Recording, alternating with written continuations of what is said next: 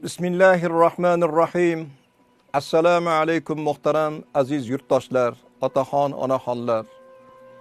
Mana fazilatli, muborak Ramazon oylarini, shukuhli kunlarini chiroyli bir ibodat bilan, duoi tahlillar bilan o'tkazib turganligimizni o'zingizlar guvohi bo'lib turibsizlar. Bu kunlarda bo'layotgan suhbatlarimizdan ham bahramand bo'lib turibsizlar. Alloh dunyoni yaratdi, nur manaxlarni yaratdi. Nabotot, hayvonot, jamodat olamini yaratgandan keyin farishtalar so'ragan ekanki, "Ya Rabbim, dunyoni yaratding. Endi dunyoni nima ushlab turadi?" degan savolni berganda Alloh marhamat qilgan ekanki, "Men yaratgan mahluqotlarim borki, hammasini qalbiga ozgina bo'lsa ham rahm solib qo'yaman. Mehr solib qo'yaman. Dunyoni ushlab turadigan narsa mana shu rahm, mehr, oqibat" deb marhamat qilgan ekan. Haqiqatdan ham qonxo'r hayvonlar bor, mahluqlar bor. Sher deymizmi, arslon deymizmi, o'zi mahluq bo'lsa ham, og'zi qon bo'lsa ham, qonxo'r bo'lsa ham, bolasini emizayotganda bag'riga bosib turib, erkalab turib, silab siymab emizayotganligini ko'ramiz. Shuni ham qalbiga Alloh mehr solgan. Ot chopayotgan paytda oyoqlarini sekin-sekin ko'taradiki, oyog'ini tagidagi toychog'ini bosib olishdan otam qo'rqar ekan. Shuni ham qalbiga Alloh mehr solib qo'ygan. Hattoki ko'rganimizda qo'rqib ketadigan badbashara bir mahluq, kalamush, yer qimillashni oldindan biladigan xususiyatni Alloh yuqtirgan ekan. Bolasini tishi bilan tishlab turib bekitar ekan. Shuni ham qalbiga Alloh mehr solgan ekan. Insonlarning ham qalbida mehr bor, insonlarning ham qalbida oqibat bor. Tiriklarimizga bo'lsin, o'liklarimizga bo'lsin, oqibat, mehr, hurmat bor. Qachonki shundoq bir zamon kelsa, mahluqlar o'zini bolasini g'ajib tashiydigan davr kelsa, odamlarning o'rtasidan mehr, oqibat ko'tarilsa, o'likka ham, tirikka ham oqibat qolmasa, mehr qolmasa, ana unda yer yuzida qiyomat bo'lar ekan. Yaqinda ijtimoiy tarmoqlarda bir narsani ko'rib qoldik. Men o'zim mutaassir bo'ldim. Madina-i Munavvarada turk ziyoratchilari ibodat qilib umra safarida yurgan paytlari bir narsani ko'zim bilan ko'rganlarini yig'lab turib hikoya qilishdi. Madina-i Munavvarada tahoratxonani oldidan o'tib ketayotganimizda taxminan 35-36 yoshlarga yetgan bir yigitni politsiya xodimlari ushlashdi. Ushlab qo'llariga kishan solishdi. O'shanda haligi yigit yig'lab turganini ko'rdikki, "Men jinoyatchi emasman. Men o'g'ri emasman. Janob Rasulullohga bo'lgan muhabbatim ummatlik davosida kelib, ravzalarni oldida ibodat qilib yurgan bir yigitman" degan gapni gapirib turuvdi.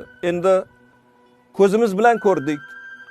Ertalab payg'ambarimizning ravzalarini oldida ibodat qilayotganligini ko'rganligimiz uchun Alloh uchun guvohlik beraylik deb biz keldik. Politsiya xodimlariga o'zimizni fikrimizni bildirdik. Bu yigitni biz ko'rganmiz. Haqiqatdan ham janob Rasulullohning ravzalarini oldida ibodat qilib turgan yigit edi degan gapni gapirsak, siz aralashmang. Bu ishga aralashmang degan gapni gapirishdi. Yigit yana yig'ladi. "Men ibodatda yurgan inson, janob Rasulullohga bo'lgan oqibatim, mehrim, rahmat tufayli mana shu joylarga kelganman. Endi meni yurtimga yuborasizlarmi?" degan gaplarni gapirdi. Politsiya xodimlaridan so'rasak, bu yigitning aybi nima desak, albatta har bitta mamlakatning o'zining qonun qoidasi bor. 6 yildan beri noqonuniy holatda shu haramda yuradi.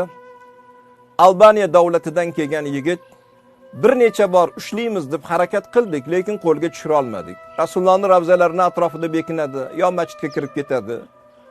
Mana bugun endi qo'lga olgan kunimiz, endi samolyotga o'tkazib, o'zlarining yurtlari Albaniyaga hukumatni qonuniga muvofiq deport qilamiz degan gapni gapirishdi. Shunda haligi yigit ko'zimizning oldida bo'ldi. Ravzaga meni bir qaratib qo'ysanglar, payg'ambarimizning qabrlariga meni qaratib qo'ysanglar, qo'llarida kishan. Janob payg'ambarimizni ravzalariga uzoq termilib, yig'lab turib nido qildiki, Allohning rasuli bunaqa va'dalashmagan edik-ku. Men va'damga vafo qilib keldim. O'zimni yurtimdan onamni, otamni, jigarlarimni tashab keldim. Boyligim bor edi, do'konlarimni tashab keldim. Sizni ravzangizni oldida men ibodat qilib, haqiqiy bir qo'shni bo'laman degan umidda bo'lib keldim. agar omonatni topshirsam shu joylarda topshiray deb niyat qilgan edim. Endi mana qo'limga kishan solishdi. Mana olib chiqib ketishyapti. Ummatlariz meni bu yurtdan haydashyapti. Endi meni ishimga o'ziz aralashing. Meni ishimga aralashmasangiz og'ir degan gaplarni gapirdi. Bir mo'jiza bo'ldimi, bilmaymiz. Oradan 5 minut o'tar o'tmas shu yigit politsiya xodimlarining oyog'ini tagiga yiqildi. Qarasak tana qimirlamayapti. Politsiya xodimlari bu yolg'ondan qilyapti. Buni navbatdagi hiylasi deb gapirishdi. Hattoki tahoratxonadan suv olib kelib yuzlariga sepdik. Harakat yo'q. Tez yordam xodimlari, shifokorlar yetib kelishdi. Yigitni tomirlarini ushlab ko'rgandan keyin yig'lab turib javob qilishdiki, 15 minut muqaddam oldin bu yigitni joni uzilibdi. Omonatni topshiribdi degan gapni gapirishdi. Shunda haligi politsiya xodimlari o'zlarini urib yig'lay boshlashdi. Biz bekordan bekor seni dilingdan ortgan ekanmiz. Senga ko'targan qo'llarimiz sinsin, tepgan oyoqlarimiz do'zaxning otashda kuysin deb yig'lay boshlashdi.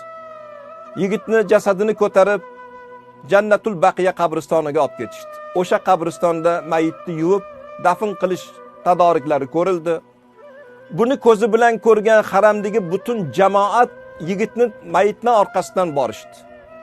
Maqsadimiz shu yigitni yuvib dafnga tayyorlagan payt tobutga qo'limiz tegib qolsa, qo'limiz bilan mana shu tobutni ko'tarsak, payg'ambarimizga haqiqiy ummat bo'lib Rasulullohning ishqida jon bergan mana shu yigitni tovutlarini biz ham ko'tarsak degan niyatda bordik.